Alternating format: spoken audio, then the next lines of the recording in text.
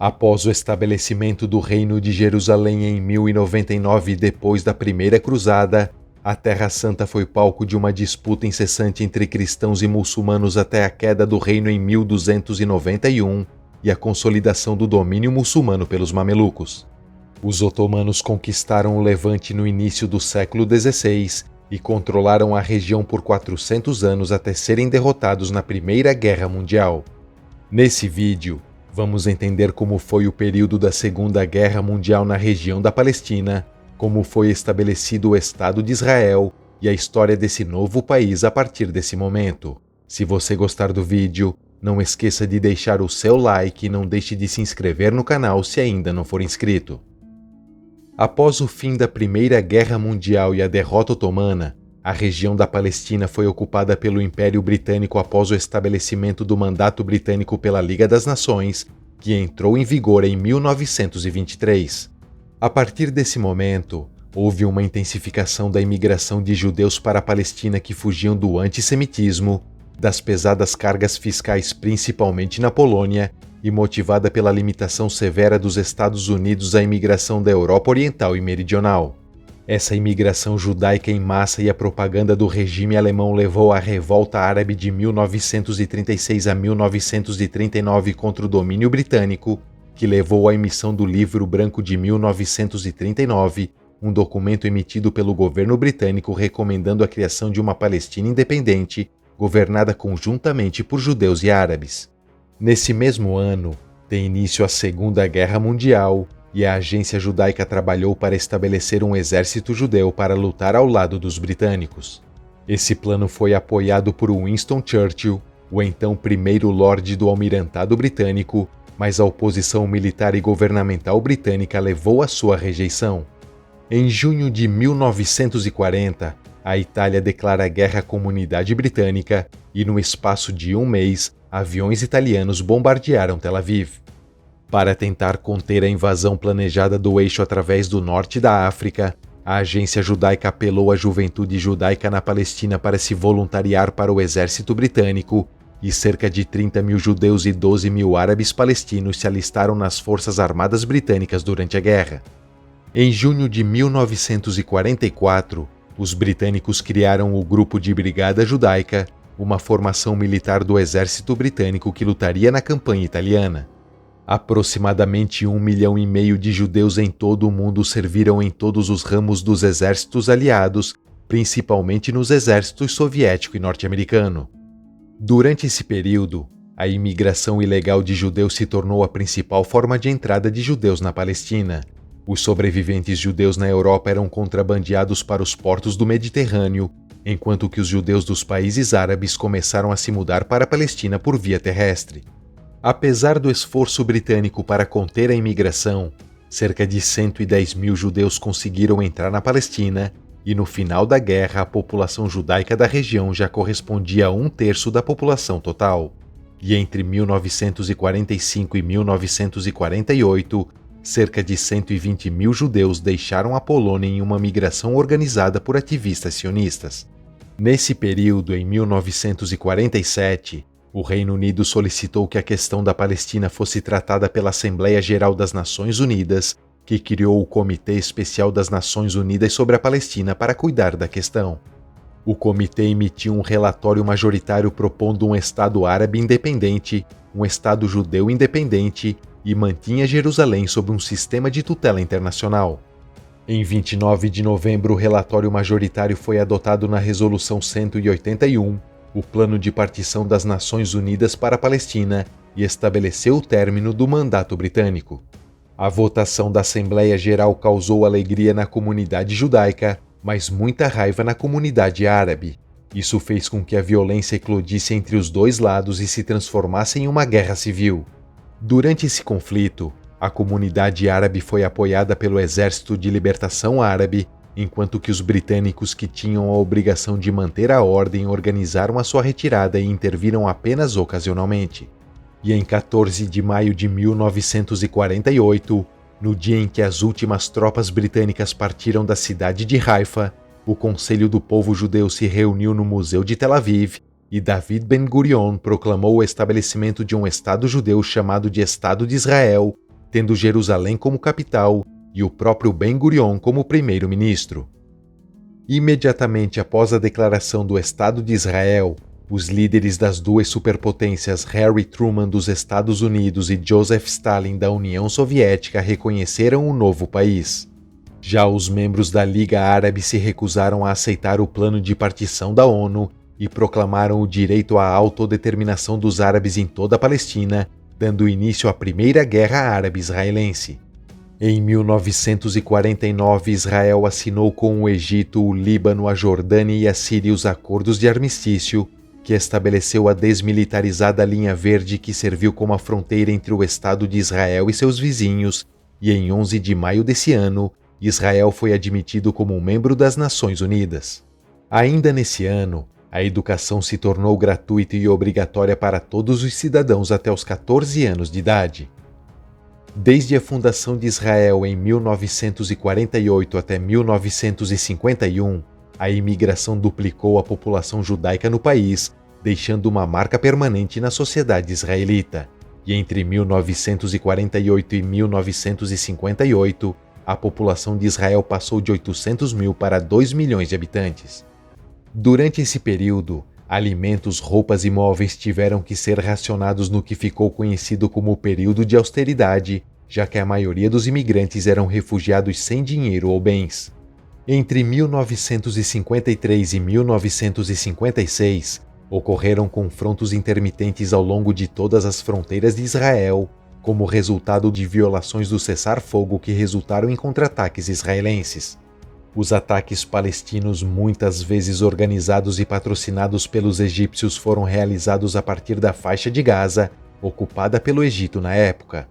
Em 1956, as forças israelenses comandadas pelo general Moshe Dayan lançaram contra o Egito a Operação Kadesh, desencadeando o que ficou conhecido como a Crise de Suez, também chamada de Segunda Guerra Árabe-Israelense, com o objetivo de recuperar o controle do Canal de Suez para as potências ocidentais e tirar do poder o presidente egípcio Gamal Nasser.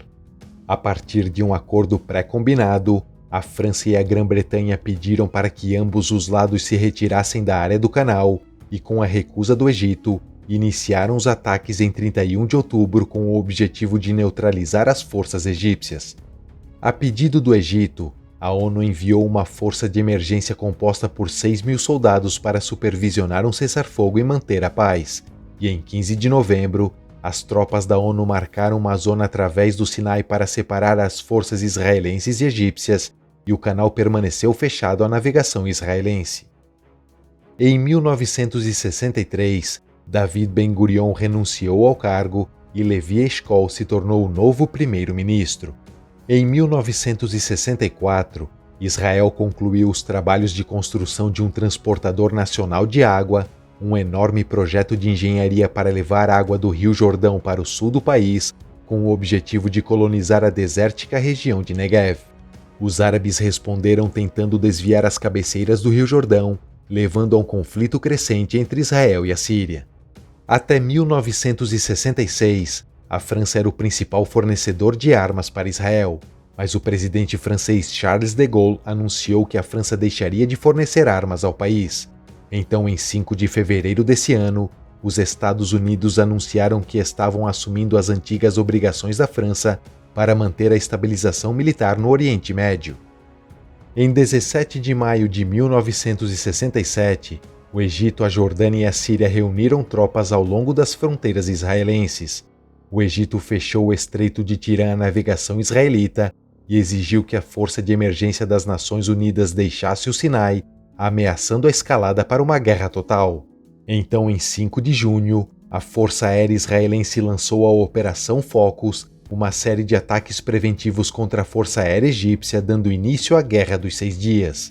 E mais tarde, ainda no mesmo dia, atacou também as forças aéreas da Jordânia e da Síria. Em 11 de junho, as forças árabes já haviam sido derrotadas e todas as partes aceitaram o cessar-fogo exigido pelo Conselho de Segurança da ONU. Israel ganhou o controle da península do Sinai e da faixa de Gaza, anteriormente ocupadas pelo Egito, das colinas de Golã que pertenciam à Síria e da Cisjordânia, uma região anteriormente controlada pela Jordânia, além de anexar também Jerusalém Oriental. No início de 1969, Levi Eshkol morreu no cargo de ataque cardíaco e Golda Meir se tornou primeira-ministra, com a maior porcentagem de votos já obtida por um partido israelita. Nessa mesma época, eclodiram combates entre Israel e Egito ao longo do Canal de Suez.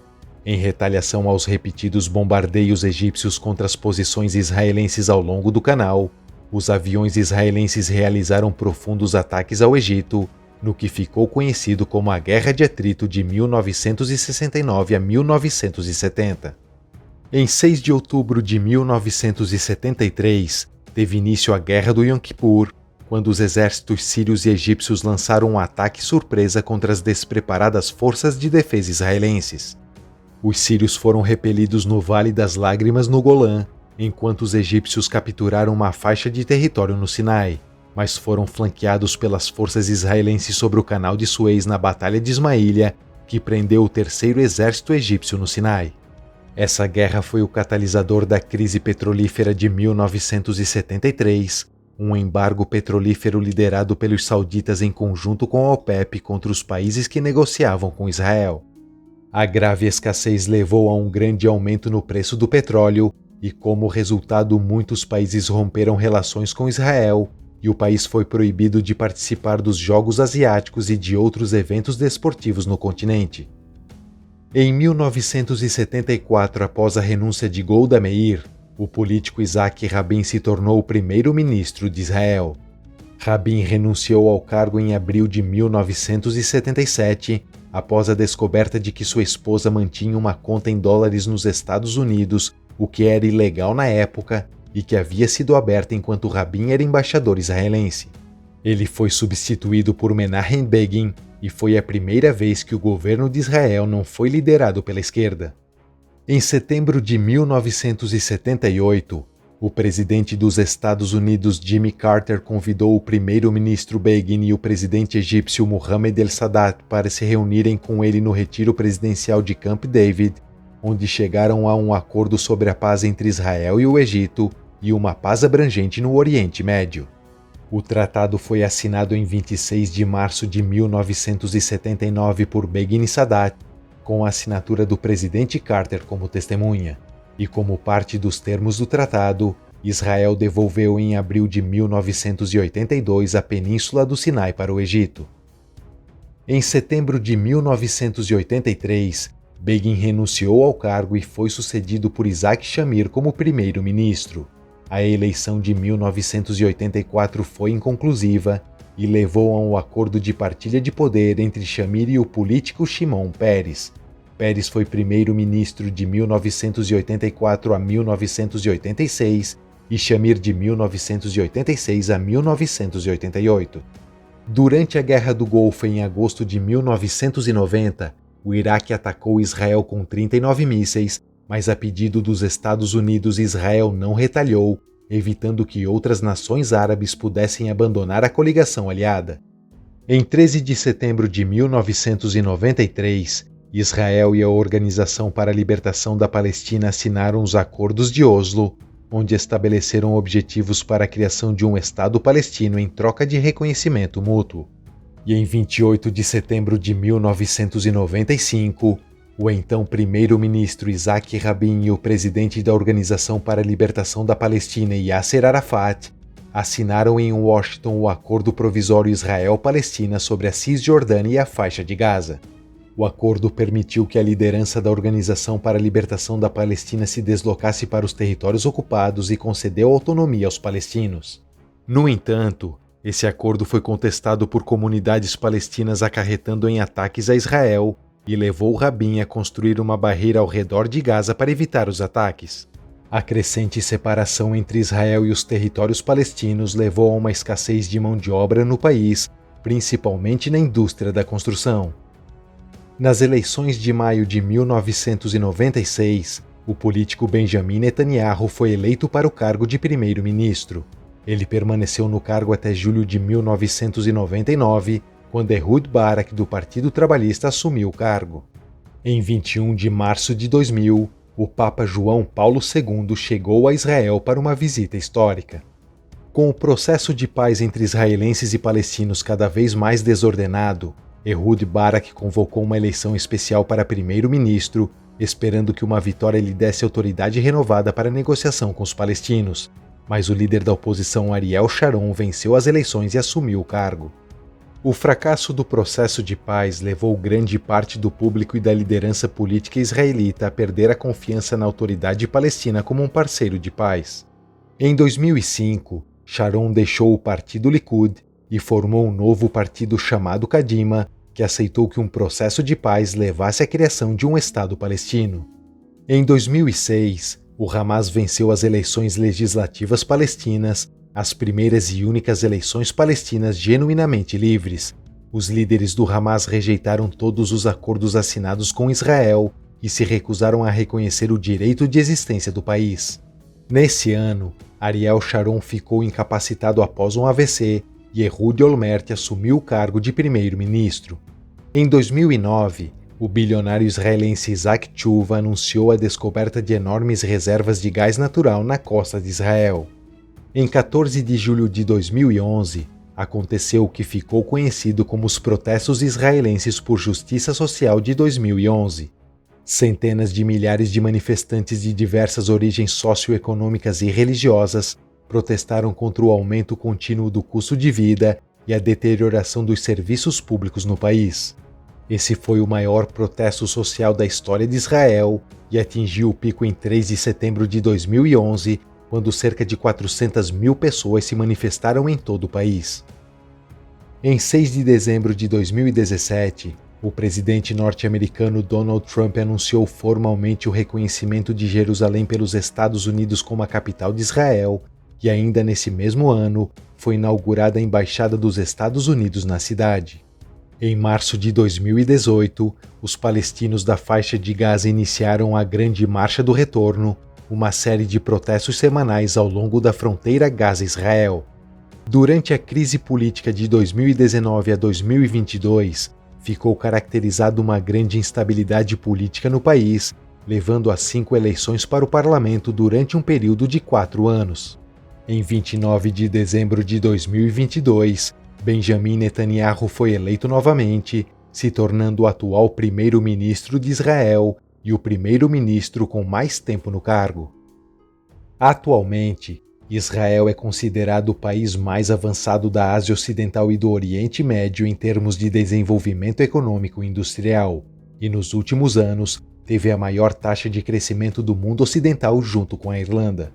O PIB nominal de Israel é de 539 bilhões de dólares, sendo o 11º maior da Ásia e o 29º maior do mundo, e o país é classificado como a 4ª economia mais bem-sucedida entre os países desenvolvidos. Israel tem a maior riqueza média por adulto e o maior número de bilionários do Oriente Médio e possui um PIB per capita de cerca de 58.270 dólares, o que coloca o país na 13ª posição do ranking mundial. O IDH de Israel é de 0,919, o que é considerado muito alto, sendo o 5º maior da Ásia e o 22º maior do mundo. E essa é a história de Israel, esse país de história rica e milenar, e que apesar de todas as adversidades, conseguiu se tornar uma referência mundial em diversos setores, principalmente em ciência e tecnologia. Gostaríamos de ressaltar que alguns acontecimentos desse período da história de Israel não foram abordados e outros foram abordados apenas superficialmente devido à sensibilidade do seu conteúdo. Deixamos uma versão mais detalhada disponível para os membros. Se você quiser se tornar um membro do canal, acesse o link na descrição desse vídeo. E se você gostou desse vídeo, não esqueça de deixar o seu like. Um abraço e até o próximo vídeo.